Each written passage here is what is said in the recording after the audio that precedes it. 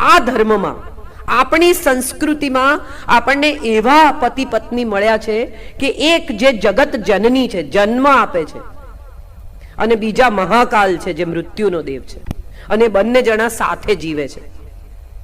બંનેની ઇન્ડિવિજ્યુઆલિટીને જરાય ખંડિત કર્યા વગર એમને શિવ પાર્વતીની અખંડ જોડી કહીને આપણે નમીએ છીએ, અને છતાં ઇન્ડિવિજ્યુઆલિટી જરાય જોખમાતી નથી. બંને પોતપોતાનું કામ કરે છે.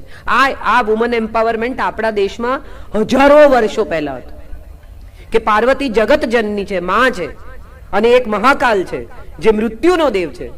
એ બંને ભેગા રહે છે જીવનભર, અને ઉત્તમ કપલ કહેવાય છે. આશીર્વાદ આપે તો એમ કે તમારી શિવ પાર્વતીની જોડી થજો. કેમ કે છે? આ આપણો ધર્મ છે, આ આપણી ઇન્ડિવિજ્યુઆલિટી છે, આ આપણું ગૌરવ છે. આપણે કોઈ દિવસ આ વિચાર કર્યો જ નહીં. સાધુ છે છતાં સંસારી છે, એ છૂટ છે આપણા ધર્મમાં. આપણે આપ્યો આ ધર્મ, આ ધર્મની અજબ જેવી વ્યાખ્યા, આ વિશાળતા છે આપણી પાસે, પણ આપણે આપણા બાળકોને આપી શક્યા નહીં.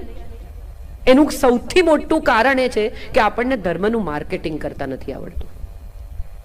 આપણને કર્મકાંડનું માર્કેટિંગ આવડે છે. તમે ક્યાંય પણ કે સાહેબ યાર મારા કામ આગળ નથી વધતા, એટલે તરત પેલો કે તમે પન્નું પહેરી લો, તમે યજ્ઞ કરી નાખો. યજ્ઞ કશું માગવા માટે કરવામાં જ નહોતા આવતા. એ વાત જો તમે ખરેખર વેદ વાંચો તો તમને સમજાય કે યજ્ઞનો ઉદ્દેશ્ય તો આહુતિ આપવાનો છે, કશું માગવાનું નથી. યજ્ઞ કરીને કોઈ માગણી ન કરાય. યજ્ઞ તો દેવને પ્રસન્ન કરવા માટે આહુતિ આપી અને સ્વાહા, હું તમને આ સ્વયં સાથે અર્પણ કરું છું, મારી ભીતર રહેલી તમામ ખરાબ વસ્તુઓ બળી જાય એ માટે હું આ આહુતિ આપું છું. આવી બધી વાતો આપણે તો જાણતા નથી એટલે કોઈને કહી શકતા નથી એટલે આપણા પછીની પેઢી આ સમજી શકતી નથી, અને સમજી શકતી નથી એટલે આપણા પછીની પેઢી ધર્મને સાવ જુદી રીતે જોતી થઈ ગઈ. બીજી એક મજાની ગણો, બેવકૂફી ભરેલી ગણો, સ્ટુપિડ વાત ગણો, જે રીતે એને આપણે જોવી હોય એ રીતે જોઈએ. આપણે બીજા લોકોના પ્રચારમાં બહુ આવી ગયા. બીજાએ કહ્યું કે તમારા ભગવાન આવા, એટલે આપણે સ્વીકારી લીધું કે અમારા ભગવાન આવા. કઈ જુઓ કોઈ વિધર્મીને આ વાત, તમારું ગળું કાપી નાખે. અને આપણે વિશાળતાના નામે, સંસ્કૃતિના નામે, સ્વીકારના નામે, સહિષ્ણુતાના નામે એ બધું સહેતા ગયા. રામ શીખવે છે સહિષ્ણુતાની સાથે વીર હોવું. સહિષ્ણુતા એટલે નીચું માથું કરીને જે માણસ જે કે સાંભળી લેવું નહીં. આપણા ધર્મ માટે શોધવી એ સત્યને, એ તત્વને, એ ઈશ્વરને, એ પામવાની પ્રક્રિયા છે રામ. અને આ પુનઃ પ્રસ્થાપિત કરવાની વાત કેટલી અદ્ભુત છે કે 14 વર્ષ નહીં, હજારો વર્ષોના વનવાસ પછી રામ પોતાને ઘેર પાછા ફરી રહ્યા છે.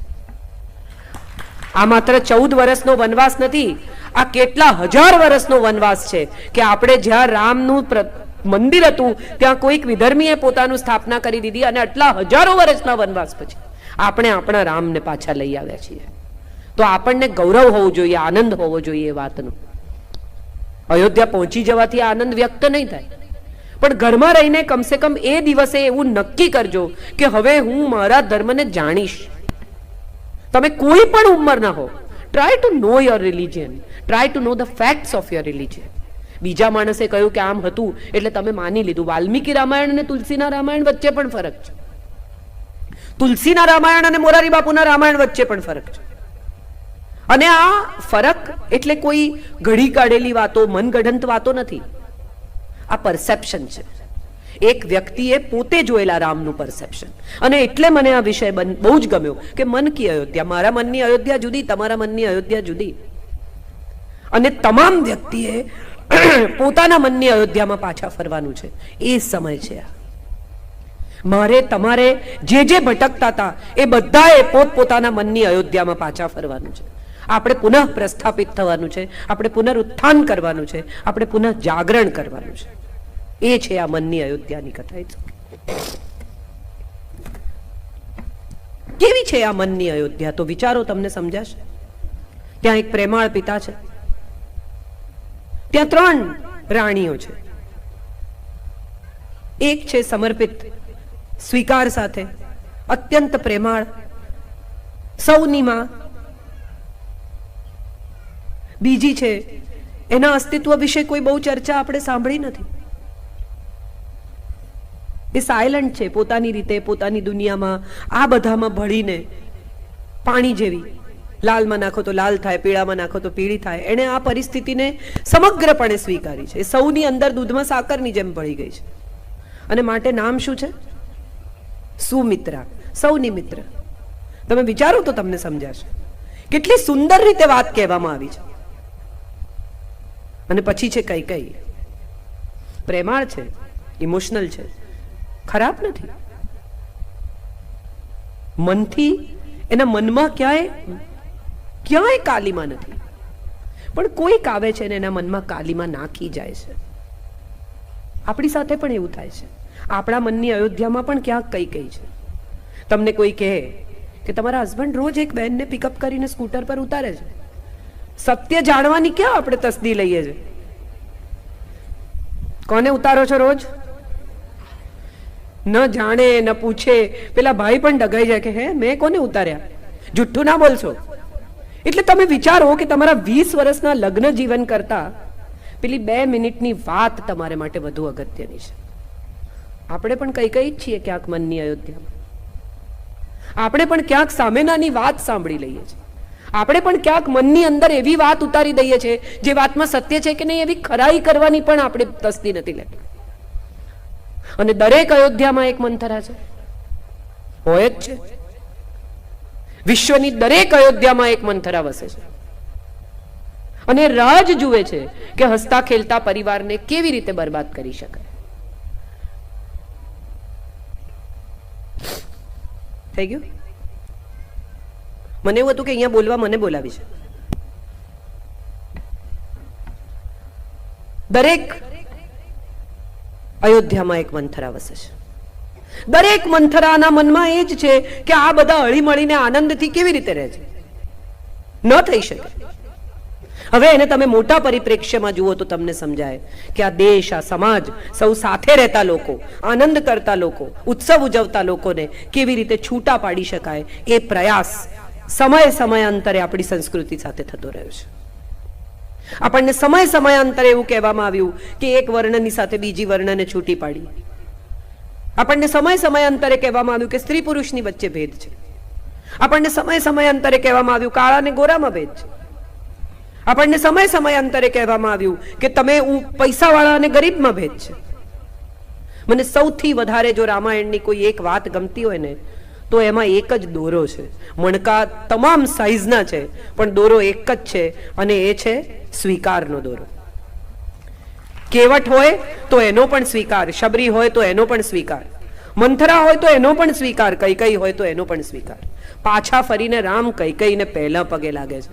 તમે વિચાર કરો કે આ કથાને કઈ રીતે કહેવામાં આવી છે, આપણને શું શીખવે છે આ કથા અને કેમ કહેવાય. બહુ જ સુંદર વાત વાલ્મીકી રામાયણમાં છે. મને ખબર નથી બધાએ વાંચી છે કે નહીં, પણ શિવ જ્યારે રામના ખૂબ વખાણ કરે છે. ઉત્તરાયણ પછીના દિવસો પૂરા થાય છે ત્યારે માઘ સ્નાન કરીને સૌ ઋષિ પોતપોતાના આશ્રમે જાય છે.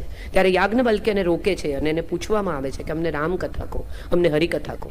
અને યાજ્ઞવલ્ક્ય પોતાની કથા સંભળાવે છે ત્યારે શિવ આનંદિત થઈને પાછા ફરે છે અને કહે છે કે એક અદ્ભુત હરિકથા મેં સાંભળી છે. પાર્વતી કહે છે મને પણ કહો.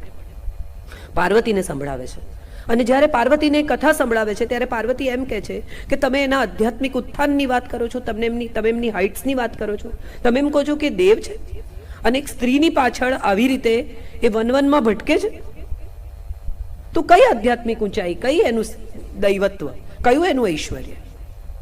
પાર્વતી કહે છે હું એમની પરીક્ષા કરીશ. અને પાર્વતી વનમાં ભટકતા રઘુપતિને મળે છે અને પાર્વતી સીતાનો વેશ ધારણ કરીને આવે છે.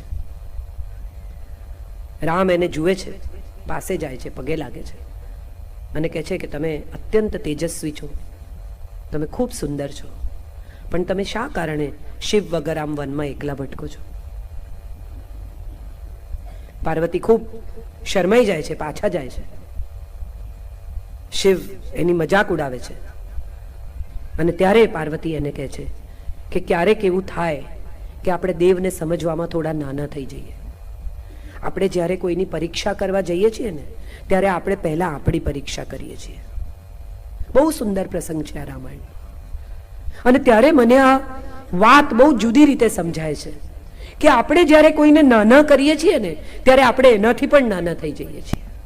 આ વાત આપણને મનની અયોધ્યામાં કહે છે. કેવટ રામને અયોધ્યા સરયુ નદીની પેલી તરફ ઉતારે છે. રામ એને કહે છે કે મને હું પૈસા આપું, તને ઉતરાઈ આપું. અને કેવટ એને કહે છે કે મારે તમારી પાસેથી કંઈ નથી લેવું, તમે મને ભવ પાર કરાવજો જ્યારે એ સમય આવે ત્યારે. આ વાત કેટલી લંબાય છે, ક્યાં પહોંચે છે, એ વાત આપણને શ્રીમદ ભાગવત કહે છે. આપણને લાગે ને કે આ બધી મનગઢંત કથાઓ છે, આ તો તમે ઠીક છે. નવા છોકરાઓને હું સાંભળું, હમણાં જ એક દિવસ એક કાર્યક્રમમાં એક યંગ છોકરો 13-14 વર્ષનો, એણે મને પૂછ્યું કે તમે તો કહો છો કે કર્મ આમ હોય ને કર્મ તેમ હોય ને. I was talking about Bhagavad Gita. એ છોકરાએ ઊભા થઈને મને પૂછ્યું અને એણે કહ્યું કે કર્ણ તો દાનવીર હતો, તો એને આટલું ખરાબ મોત કેવી રીતે આવે? આટલા લોકોને એણે દાન આપ્યું, તો એ કેવી રીતે આવી રીતે મરે? તમારી પાસે આનું શું એક્સપ્લેનેશન છે? સવાલ બહુ ઇન્ટરેસ્ટિંગ છે, પણ એનો જવાબ સમજવા માટે સૌથી પહેલા થિયરી સમજવી પડે. અને જેને કર્મની થિયરી સમજાય એને ચોક્કસ સમજાય કે કર્મ એ પસંદગી છે. સ્વયં કૃષ્ણ આવ્યા હતા એની પાસે સાચો રસ્તો બતાવવા, એને કહેવા, એની પોઝિશન આપવા કે તું ચાલ, તું જ્યાં બિલોંગ કરે છે ત્યાં તને લઈ જાઉં, તું જે પરિવારમાં બિલોંગ કરે છે, તું જે પદને લાયક છે, તું જ્યેષ્ઠ પાંડવ બનીશ, તું રાજા બનીશ, તું ચાલ અમારી સાથે. એણે કહ્યું મારે નથી આવવું. તમે જ્યારે કશું રિફ્યુઝ કરો છો ત્યારે તમે જાણતા નથી કે તમે શું રિફ્યુઝ કરો છો, કારણ કે તમને એનું પરિણામ દેખાતું નથી. પણ જ્યારે ઈશ્વર કશું આપવા આવે છે ત્યારે એને ચોક્કસ ખબર છે કે તમને જે આપી રહ્યા છે એ ઇન્વેસ્ટમેન્ટ વર્ષો પછી ક્યાં પહોંચવાનું છે. આ વાત મને બહુ ગમી. ત્યારે મેં એને સમજાવ્યું કે કર્મ પસંદગી છે. It's only a matter of choice.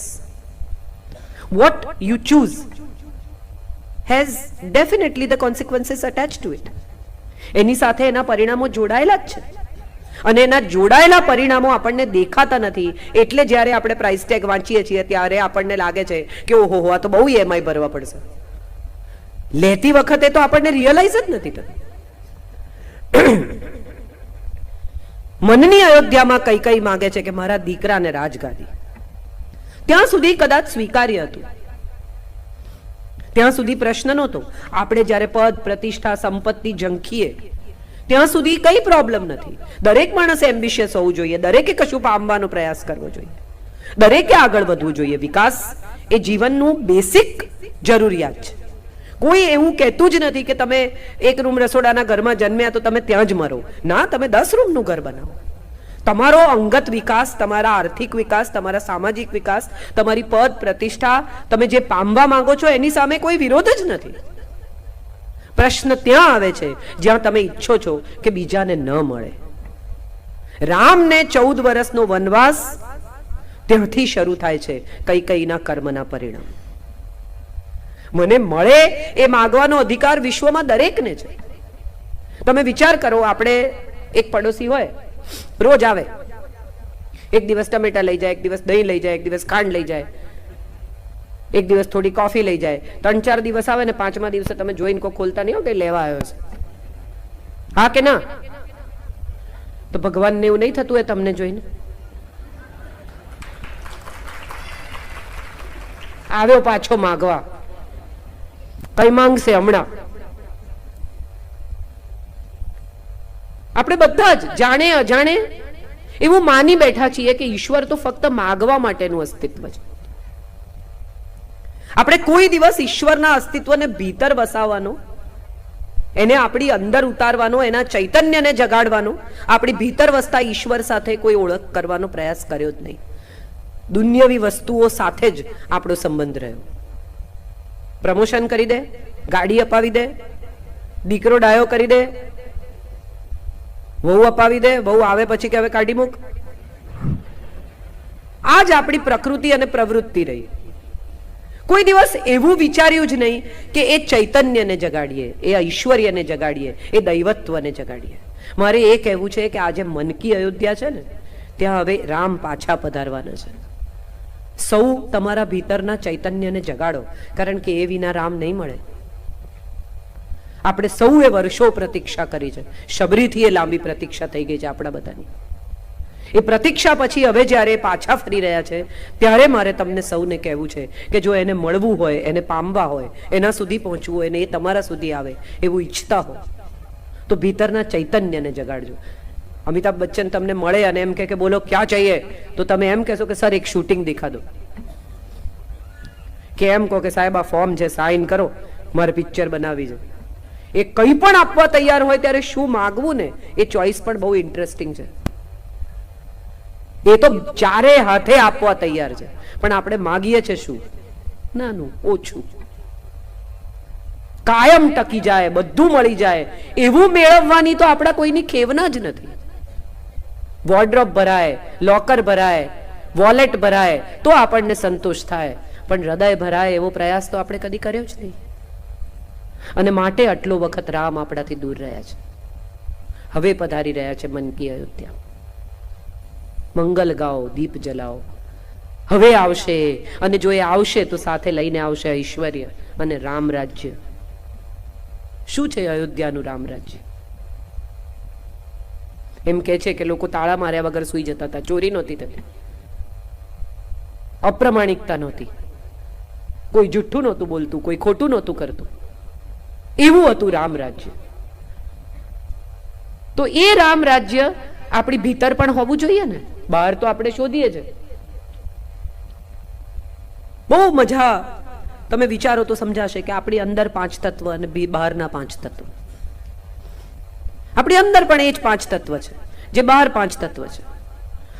બહારના 5 તત્વ ઇમ્બેલેન્સ થાય તો શું થાય? સુનામી આવે, કોરોના થાય, વાવાઝોડા આવે. તો વિચારી જુઓ કે ભીતર ઇમ્બેલેન્સ થતું હશે ત્યારે શું થતું હશે? આપણને દેખાતું નથી. વાવાઝોડું બહાર આવે છે તો ઝાડ ઉખાડી નાખે છે, તો ભીતર પણ જ્યારે વાવાઝોડું આવતું હશે ત્યારે કંઈક ઉખાડતું હશે ને? સુનામી આવતું હશે ત્યારે કંઈક ડૂબાડતું હશે ને? શું થતું હશે?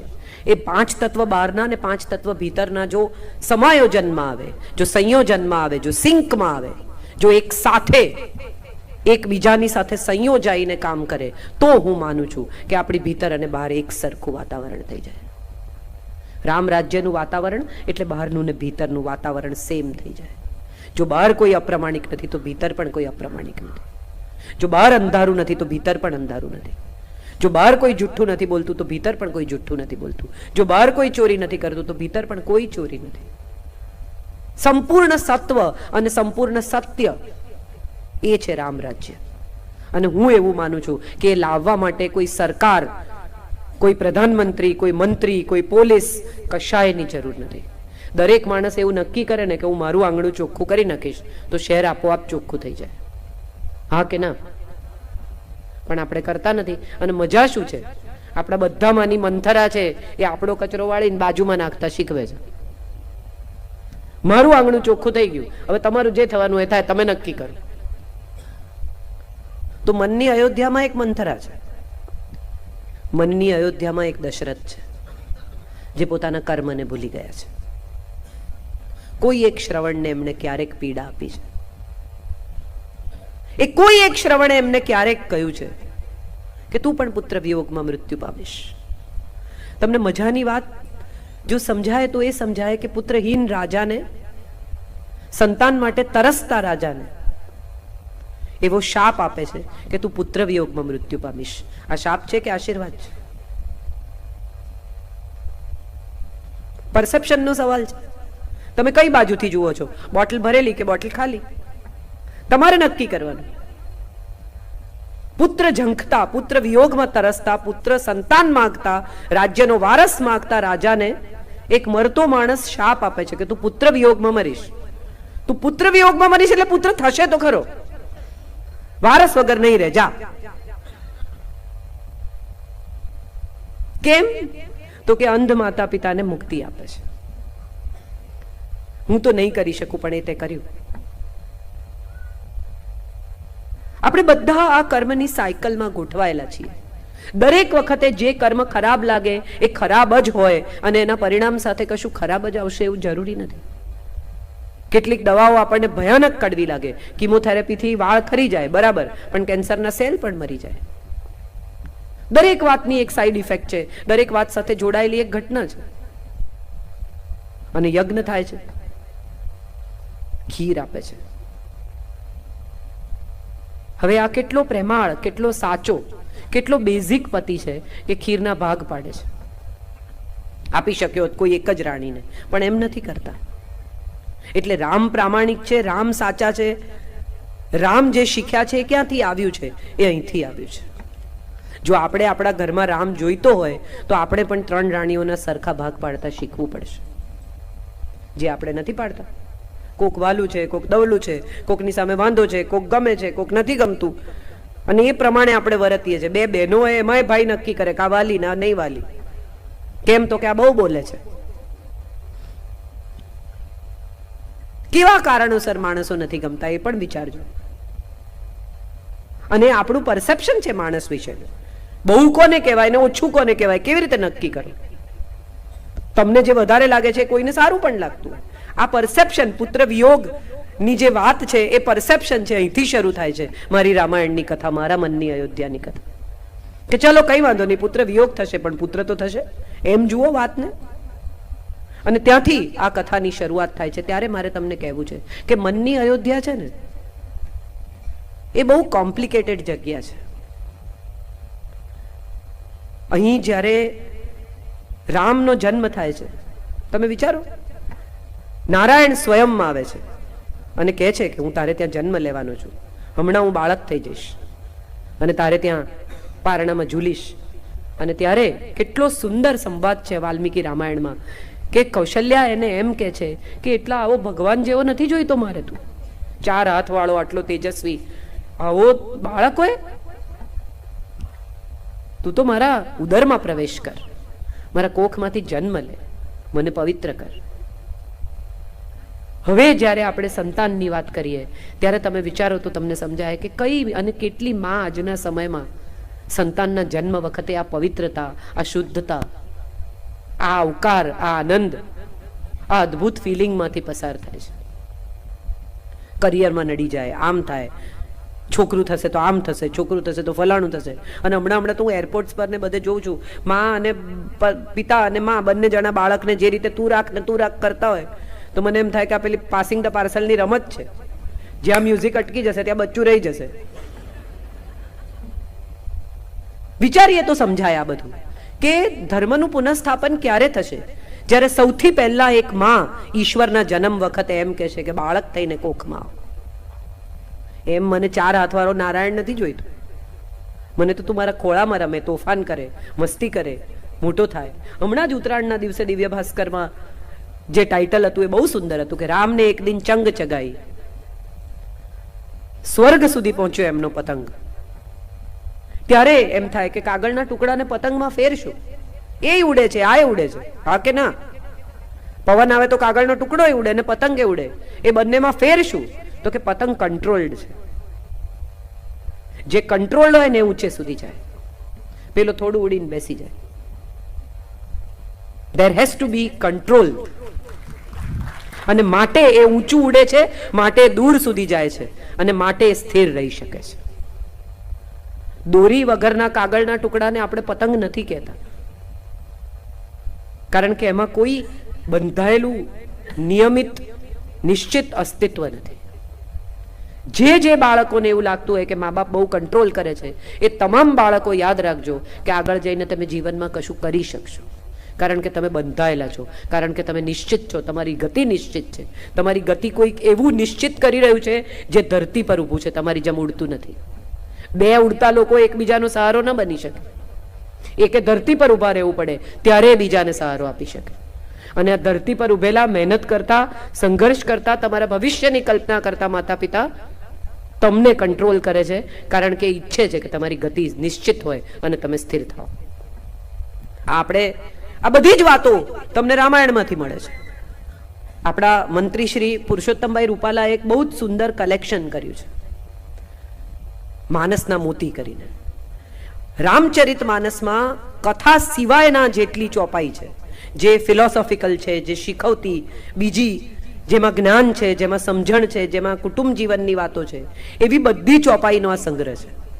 અને એટલો ઇન્ટરેસ્ટિંગ છે કે પ્રત્યેક ચોપાઈમાં કંઈ શીખવાનું છે. હમણાં એક દિવસ હું ઓશોને સાંભળતી હતી, એમાં એક બહુ સુંદર કથા એમણે કહી કે એક રાજ દરબારમાં એક માણસ લઈને આવ્યો અને કહ્યું કે આ એક હીરો છે ને એક કાચ છે, જે પરીક્ષા કરી આપે એને હું કરોડો રૂપિયા આપવા તૈયાર છું. કે ભલે. ઝવેરીઓ આવ્યા, પારખુઓ આવ્યા, ઇન્ટેલિજન્ટ લોકો આવ્યા, જાત જાતના લોકો આવ્યા, બધાએ પારખ કરવાનો પ્રયત્ન કર્યો, પણ કોઈને ખબર ન પડે કે આ કાચ છે કે હીરો, કયો કાચ ને કયો હીરો. ચાલ્યું.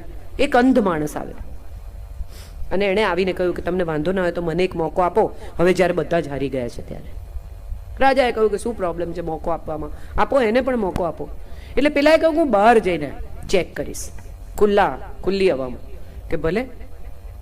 બધા એની સાથે બહાર ગયા, એને ખુલ્લી હવામાં બરાબર આમ તપાસ્યા અને પછી કહ્યું કે આ કાચ છે ને હીરો છે. જે માણસ લઈને આવ્યો તો એ છક થઈ ગયો કે અરે, આટલા મોટા મોટા ઝવેરીઓ, પારખુઓને ખબર ના પડી અને એક અંધ માણસે કહી દીધું કે આ કયો હીરો ને કયો કાચ. રાજાએ પૂછ્યું કે હવે કઈ વાંધો નહીં, પૈસા ઇનામ તો તને મળશે, પણ તું કે આ કેવી રીતે થયું? અને પેલાએ કહ્યું કે થોડી વાર મેં તડકામાં રાખ્યા, જે ગરમ થઈ ગયો એ કાચ ને જે ગરમ ન થયો આ પરિસ્થિતિમાં પણ એ હીરો.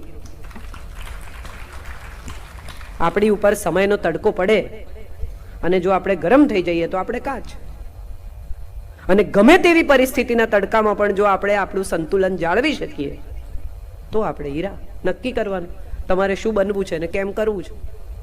મેં હમણાં જ વચ્ચે એક લેખ લખેલો, એમાં મેં લખેલું કે તમારે શું બનવું છે, સેમ બહાદુર કે એનિમલ. હસી કાઢો, ડરશો નહીં. બધા થોડું હસ્યા, પછી એમ થયું સાહેબ બેઠા છે, હસાય કે ના હસાય, કઈ વાંધો નહીં. આપણે જ નક્કી કરવાનું. એક જ દિવસે રિલીઝ થયેલી 2 ફિલ્મો, કઈ જોવી ત્યાંથી શરૂ કરીને શું બનવું છે ત્યાં સુધીની પસંદગી મળે છે આપણને. આપણે જ નક્કી કરવાનું. મન કી અયોધ્યામાં કોણ રાજ કરશે, રામ કે રાવણ? આપણે જ આમંત્રણ આપવાનું છે. રાવણ પણ કઈ ઓછા જ્ઞાની નહોતા, બ્રાહ્મણ છે, જ્ઞાની છે, સંગીત જાણે છે, શિવના આરાધક છે. રામ સેતુ બંધાય છે ત્યારે આસપાસમાં કોઈ બ્રાહ્મણ નથી, તો આવીને રામને વાસ્તુ પૂજન કરાવે છે અને વિજય ભવનના આશીર્વાદ આપે છે. આ સમજણ છે 2 દુશ્મનો વચ્ચે.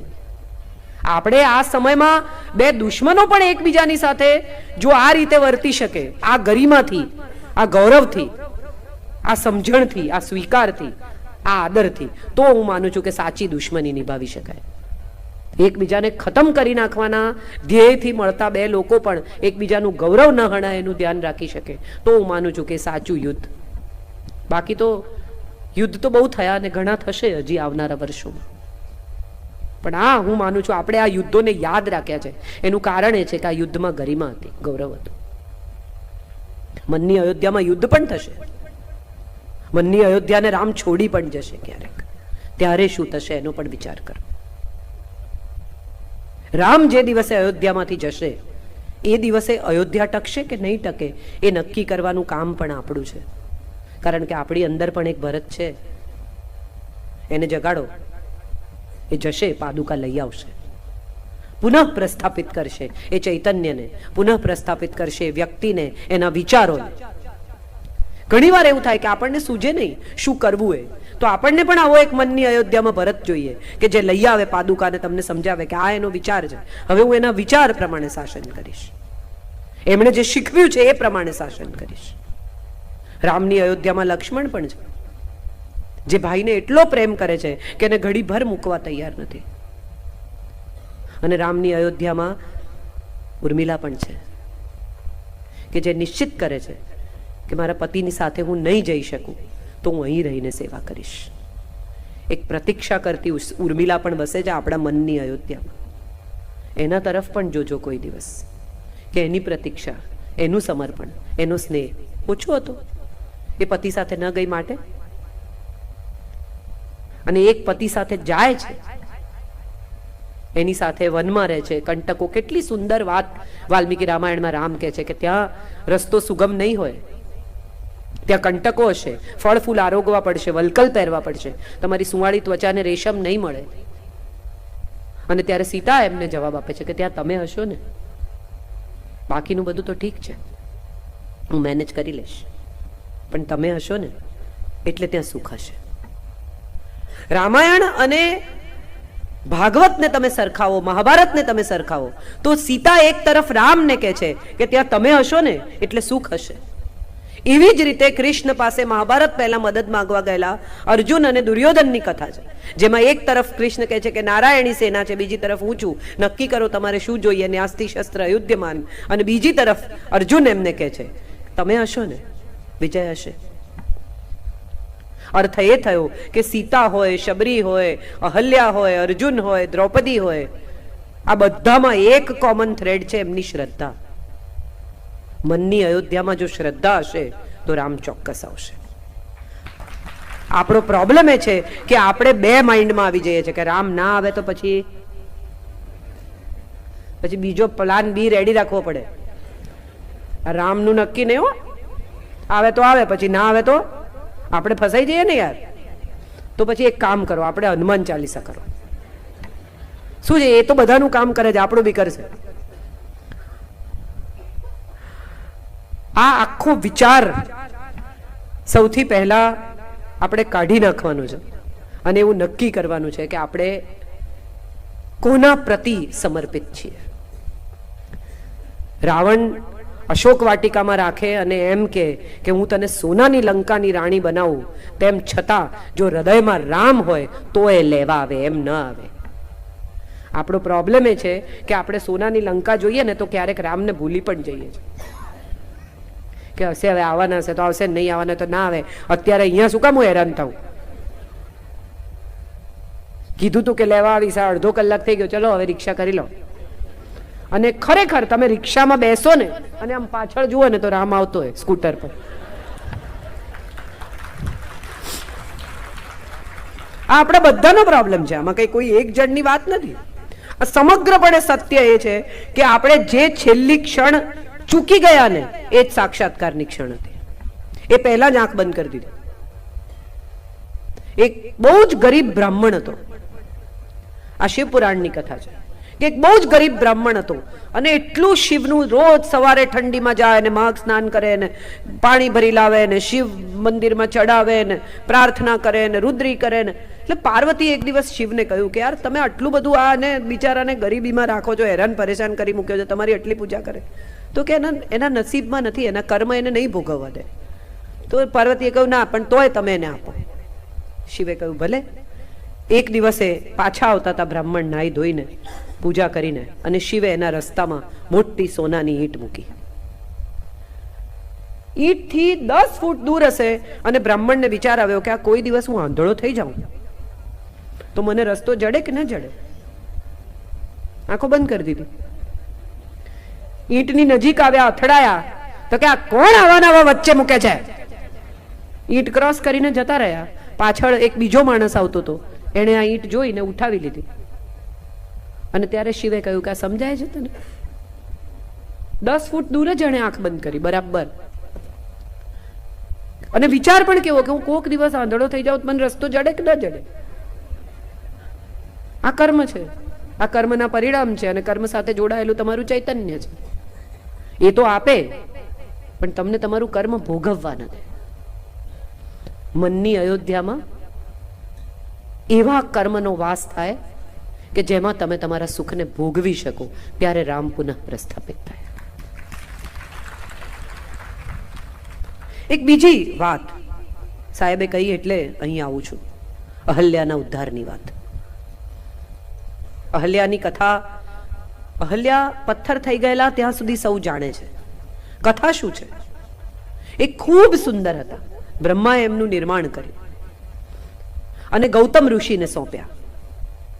ગૌતમ ઋષિ તો એકદમ ત્યાગી બ્રહ્મચારી, એમને સ્ત્રીમાં કોઈ રસ નહીં. એની આસપાસની સ્ત્રીઓ એને કયા કરે કે તારા વરને તારામાં રસ નથી, તારા વરને તારામાં રસ નથી, તો કેવી સુંદર છે, તને તો કોઈ ઇન્દ્ર જેવો પતિ મળવો જોઈએ, કોઈ રૂપાળો પતિ મળવો જોઈએ.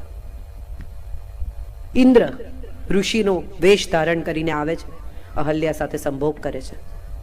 ઋષિને ખબર પડે છે, એને શાપ આપે છે કે તું પથ્થર થઈ જઈશ. હવે અહીંયા સવાલ મારા મનમાં દરેક વખતે આવે છે કે અહલ્યા રિસ્પોન્સિબલ કે નોટ રિસ્પોન્સિબલ? એણે તો એના પતિ સાથે જ સંભોગ કર્યો, હા કે ના? તો અર્થ એ થયો કે કોઈ છળ કરે અને તમે છળમાં ફસાઈ જાઓ તો તમે એને માટે જવાબદાર કે નહીં? આ પ્રશ્ન પૂછે છે રામાયણ તમને, મને, સૌને. શાપનો હકદાર કોણ? જેને છળ કર્યું તે કે જે છળમાં ફસાયા તે? અહીં એનો તોડ છે. વાલ્મીકી રામાયણમાં એનો ઉત્તર છે. ઉત્તર એ છે કે અહલ્યા જ્યારે સંભોગ કરે છે ત્યારે એને ખબર પડી જાય છે કે આ મારો પતિ નથી, અને છતાં એ પોતાની આંખો મીચીને એમ કહે છે કે હું તો એમ જ માનું છું કે આ મારો પતિ છે અને એની સાથે સંભોગ કરું છું, માટે હું ગુનેગાર નથી. તમે જાણો છો કે તમે છળ કરો છો, તેમ છતાં જ્યારે તમે તમારા મનને વારો છો, તમે તમારા મનને એવું કહેવા મજબૂર કરો છો કે બધું બરાબર છે, all is well, all is well. નો.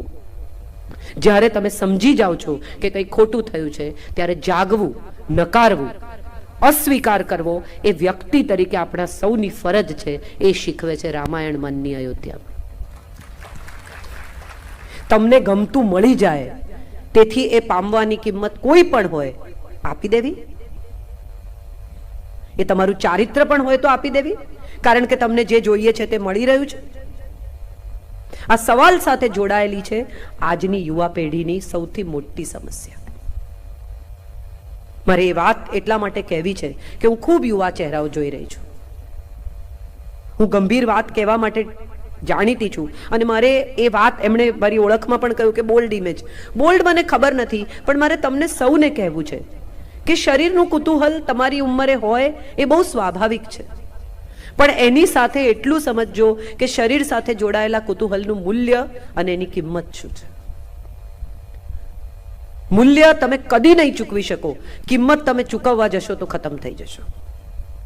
બધા જ યુવા પેઢીના બાળકોને આ વાત મારે એટલા માટે કહેવી છે કે આપણે બધા એવું માની બેઠા છીએ કે હવે જગત ફ્રી છે.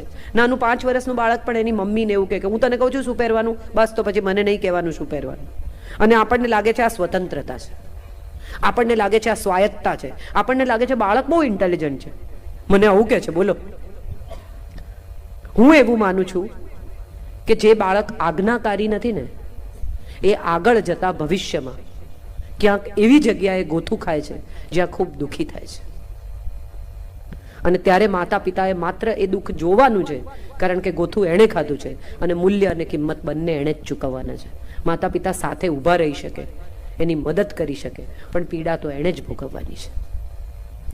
અંગત ક્ષણોની તસવીરો, MMS, બીજી બાબતો, આ બધી બાબતોમાંથી જ્યારે આપણે પસાર થઈએ છીએ ત્યારે સમજાય છે કે મનની અયોધ્યામાં અંધકાર થઈ જશે, રામ જતા રહેશે. અને જો એકવાર જતા રહ્યા તો આવતા 14 વર્ષ લાગી જશે. પછી ભલે દિવાળી થાય, પછી ભલે ઉજાસ થાય, પછી ભલે ઉત્સવ ઉજવાય, પણ એ 14 વર્ષનો અંધકાર આપણે ભોગવવો પડશે અને એમાંથી પસાર થવું પડશે. માટે મનમાંથી કદી રામને જવા નહીં દેતા, કોઈ પણ પરિસ્થિતિમાં. અને રામ ક્યારે જશે? ફરી હું ત્યાં જાઉં છું, જ્યારે તમે તમારા વિકાસની વાત કરો ત્યાં સુધી વાંધો નથી, બીજાના વિકાસને રૂંધવાની, રોકવાની, બીજાના જીવનને ખરાબ કરવાની, બીજાના સુખને તોડવાની વાત કરશો ત્યારે રામ અયોધ્યામાંથી જશે. એ વાત કઈ કરે, મંથરા કરે કે બીજું કોઈ પણ કરે, પણ એ વાત જ્યારે જ્યારે અયોધ્યામાં થાય છે ત્યારે ત્યારે અયોધ્યામાંથી રામ જાય છે. તો નહીં કરતા આવી વાત. મનની અયોધ્યામાં સુખ રહે, શાંતિ રહે, આનંદ રહે, સમર્પણ રહે, સ્વીકાર રહે, સ્નેહ રહે, ક્ષમા રહે, ગૌરવ રહે, એ પ્રયાસ કરજો. કારણ કે મન તો એવું જ છે, એ નમ નહીં સ્વીકારે. એ મન છે માટે નમ નથી. એને તો અહંકાર એ એનું પ્રિય ભાજન છે, એને ખૂબ ગમે છે અહંકારમાં જીવવું. તમે ઘણા લોકોને ઓળખતા હશો જે તમે રામ આખી કથા સાંભળો, તમે આખી કૃષ્ણ કથા સાંભળો, તમે આખી શિવ કથા સાંભળો, ક્યાંય કોઈ જગ્યાએ શિવ એમ કે છે કે હું આવો ચમત્કાર કરી શકું છું? સાંભળ્યું કોઈ દિવસ? રામને મોઢે કોઈ દિવસ એમણે રાવણને જઈને એવું કીધું કે ચાલ હવે તારું આવી બન્યું છે, હું તને મારીશ, આવું કઈ બોલ્યા? અહીંયા આવો, આવા કોઈ ડાયલોગ રામલીલામાં જોઈએ છે? એ લોકો સામે એક રામલીલાની કથા બહુ ઇન્ટરેસ્ટિંગ છે કે એક રામલીલાની કથામાં રામ રાવણનું યુદ્ધ ચાલે 15 મિનિટ ચાલ્યું. પછી રામે કહ્યું કે હવે હું થાક્યો છું, તું પડ ધીમેથી. તો રાવણે કહ્યું, આય ન પડો, આ મારા સાસરાનું કામ છે. એટલે રાવણ મટી ગયો, ત્યાં જમાઈ થઈ ગયો કે અહીં ન પડાય, અહીં તું ગમે તેવો અને હું ગમે તેવો, બધું કેરેક્ટરમાંથી નીકળી ગયો. એટલે મજા જીવનમાં આ જ છે કે આપણે આપણા કેરેક્ટરમાં ન રહીએ તો રામ પણ થાકી જાય કોઈ વાર. આઈ એમ શ્યોર સમજાય છે.